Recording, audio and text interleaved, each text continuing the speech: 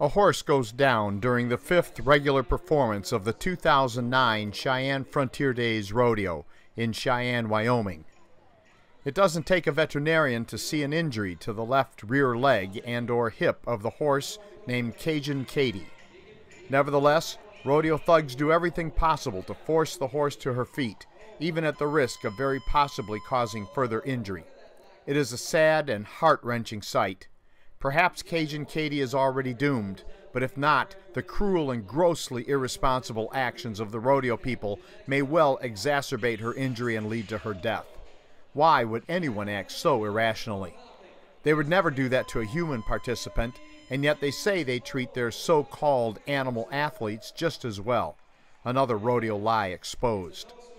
Perhaps this indefensible behavior stems from what happened 3 days earlier during the 2nd regular rodeo performance, when another horse named Strawberry Fudge was killed.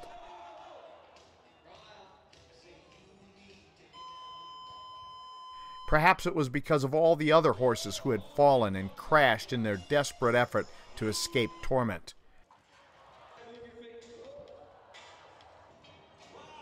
Perhaps it was because the number of injured animals at the Cheyenne Rodeo averaged more than 4 a day.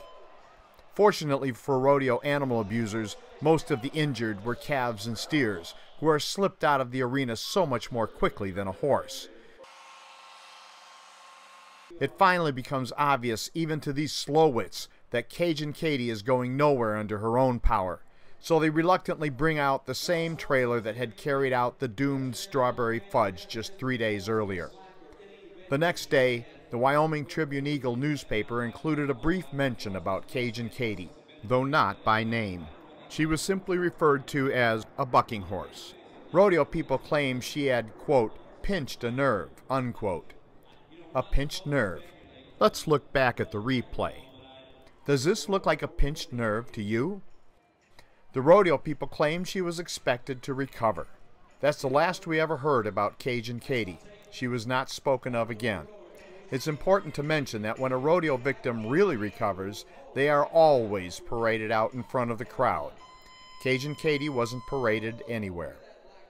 At the end of the rodeo, Cheyenne spokespeople claimed that just 7 animals had received vet care.